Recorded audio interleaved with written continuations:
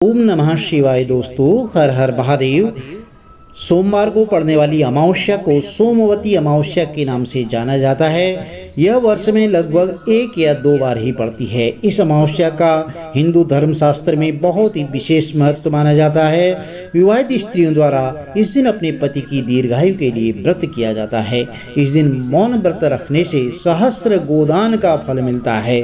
शास्त्रों में इससे अश्वत्थ प्रदक्षिणा व्रत की भी संज्ञा दी गई है। अश्वत्थ यानी पीपल वृक्ष। इस दिन विवाहित स्त्रियों द्वारा पीपल के वृक्ष की दूध से पूजन किया जाता है, सिंचन किया जाता है, जल से सिंचन किया जाता है, पुष्प से, अक्षत, चंदन इत्यादि से पूजा और वृक्ष के चारों ओर 108 परिक्रमा की जाती है।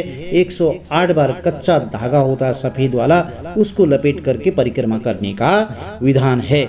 और कुछ अन्य परंपराओं में भी भौरी देने का भी विधान होता है। वह धान, पान और खड़ी हल्दी को मिला करके दान किया जाता है। इसे जो है तुलसी के पेड़ को भी चढ़ाया जाता है। इस दिन पवित्र नदियों में स्नान का बहुत ही विशेष महत्व होता है। ऐसा माना जाता है कि महाभारत में भीष्म ने युधिष्ठिर को इस दिन का महत्व समझाते हुए कहा था, इस दिन पवित्र नदियों में स्नान करने वाला मनुष्य समृद्ध, स्वस्थ और सभी दुखों से मुक्त होगा। उसे कोई रोग व्याधि नहीं होगी। ऐसा भी माना जाता है कि इस दिन स्नान करने से पितरों की आत्माओं को भी शांति मिलती है।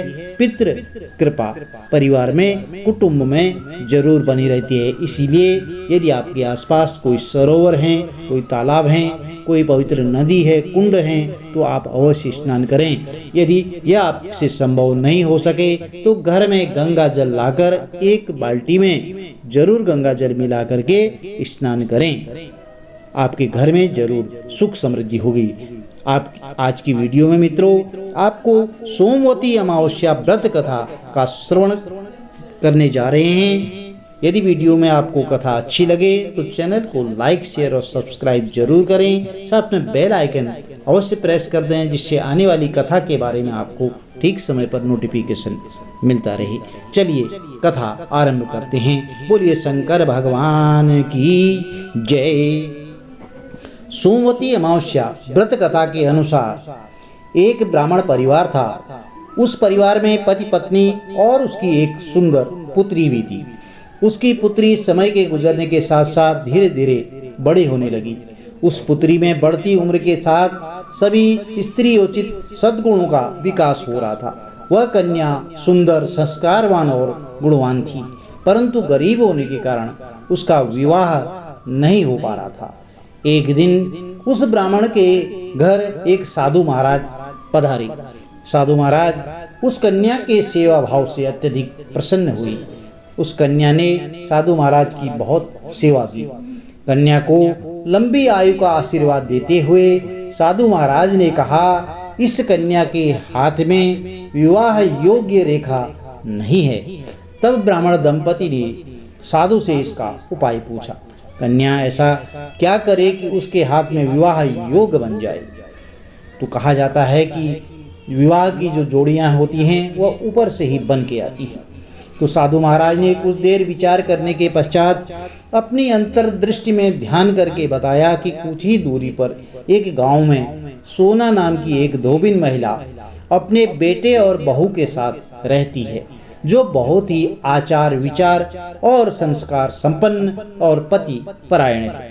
यदि यह सुकन्या उस धोबिन की सेवा करे और वह महिला इसकी शादी में अपने मांग का सिंदूर लगा दे और उसके बाद इस कन्या का विवाह हो जाए, तो इस कन्या का वैधव्य योग जो है मिट सकता है।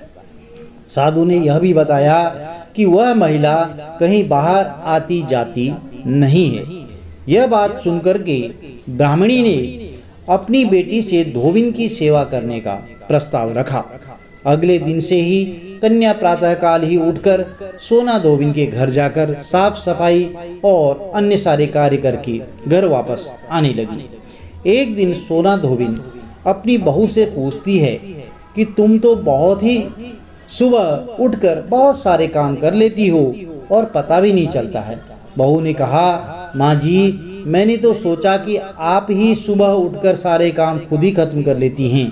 मैं तो देर से उठती हूँ यह सब जानकर दोनों सास बहू घर की निगरानी करने लगी कि कौन है जो सुबह ही घर का सारा काम करके चला जाता है। कई दिनों के बाद धोबिन ने देखा कि एक कन्या मुंह ढके अंधेरे में घर में आती है और सारे काम करने के बाद चली जाती है। जब वह जाने लगी तो सोना धोबिन उसके पैरों पर गिर पड़ी। पूछने लगी कि आप कौन हैं और इस तरह छुपकर मेरे घर की चाकरी क्यों करती हैं। तब कन्या ने साधु के द्वारा बताई गई सारी बात बताई तो सोना धोबिन पति परायण थी, इसलिए उसमें बहुत ही तेज था।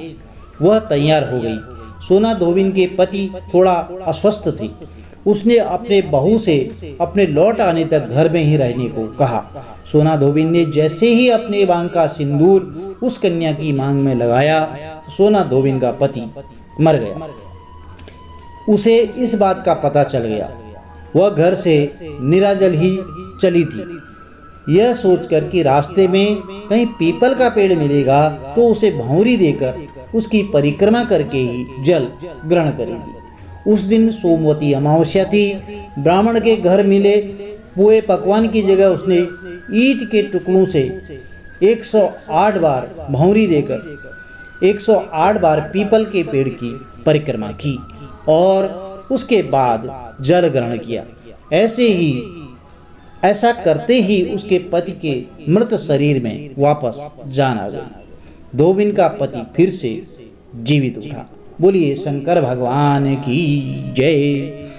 प्रिय बंधुओं, आपको यदि यह सोमवती अमावस्या की व्रत कथा अच्छी लगी तो चैनल को लाइक जरूर करें, वीडियो को शेयर करें अपने मित्रों को और सभी कथा का श्रवण अवश्य करें। भगवान आपके घर में सुख समृद्धि जरूर देंगे। आपके घर में धन धान्य की बरकत अवश्य होगी। हर हर महादेव। जय माता दी।